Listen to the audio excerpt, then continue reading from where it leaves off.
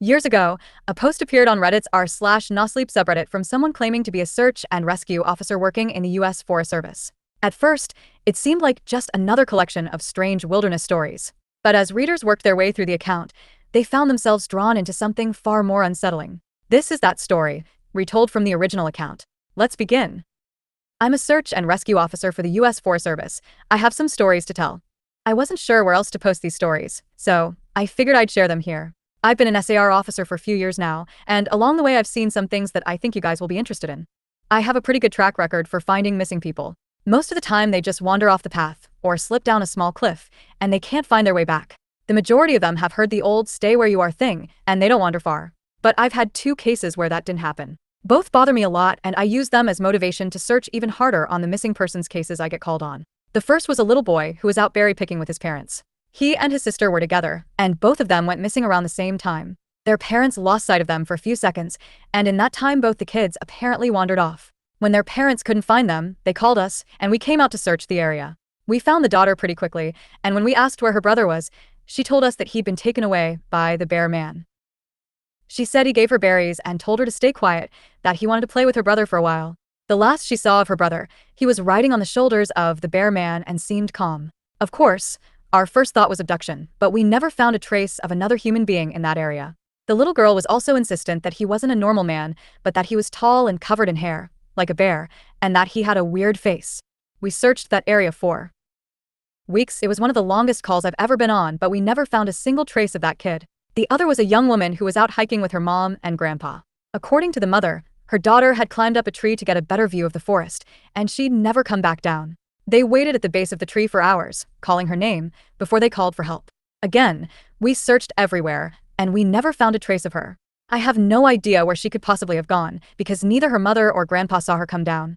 A few times, I've been out on my own searching with a canine, and they've tried to lead me straight up cliffs.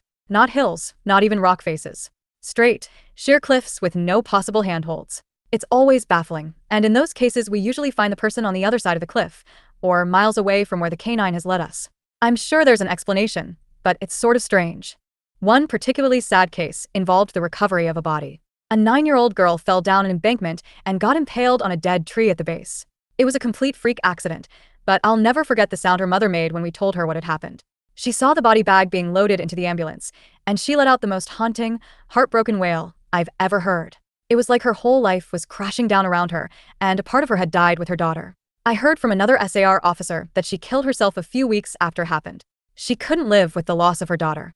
I was teamed up with another SAR officer because we'd received reports of bears in the area. We were looking for a guy who hadn't come home from a climbing trip when he was supposed to, and we ended up having to do some serious climbing to get to where we figured he'd be. We found him trapped in a small crevasse with a broken leg. It was not pleasant. He'd been there for almost 2 days, and his leg was very obviously infected. We were able to get him into a chopper, and I heard from one of the EMTs that the guy was absolutely inconsolable. He kept talking about how he'd been doing fine, and when he got into the top, a man had been there. He said the guy had no climbing equipment, and he was wearing a parka and ski pants. He walked up to the guy, and when the guy turned around, he said he had no face. It was just blank. He freaked out and ended up trying to get off the mountain too fast, which is why he'd fallen. He said he could hear the guy all night, climbing down the mountain and letting out these horrible muffled screams. That story bothered the hell out of me. I'm glad I wasn't there to hear it. One of the scariest things I've ever had happen to me involved the search for a young woman who'd gotten separated from her hiking group. We were out until late at night because the dogs had picked up her scent. When we found her, she was curled up under a large rotted log.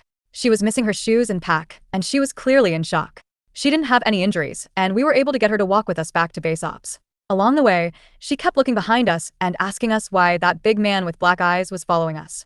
We couldn't see anyone, so we just wrote it off as some weird symptom of shock. But the closer we got to base, the more agitated this woman got. She kept asking me to tell him to stop making faces at her. At one point, she stopped and turned around and started yelling into the forest, saying that she wanted him to leave her alone. She wasn't going to go with him, she said, and she wouldn't give us to him. We finally got her to keep moving, but we started hearing these weird noises coming from all around us. It was almost like coughing, but more rhythmic and deeper. It was almost insect-like. I don't really know how else to describe it. When we were within sight of base ops, the woman turns to me, and her eyes are about as wide as I can imagine a human could open them. She touches my shoulder and says, "He says to tell you to speed up. He doesn't like looking at the scar on your neck."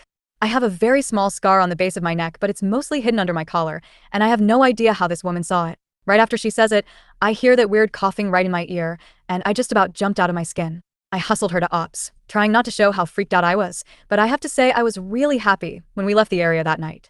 This is the last one I'll tell, and it's probably the weirdest story I have. Now, I don't know if this is true in every SAR unit, but in mine, it's sort of an unspoken, regular thing we run into. You can try asking about it with other SAR officers, but even if they know what you're talking about, they probably won't say anything about it. We've been told not to talk about it by our superiors, and at this point we've all gotten so used to it that it doesn't even seem weird anymore. On just about every case where we're really far into the wilderness, I'm talking 30 or 40 miles, at some point we'll find a staircase in the middle of the woods. It's almost like if you took the stairs in your house, cut them out, and put them in the forest.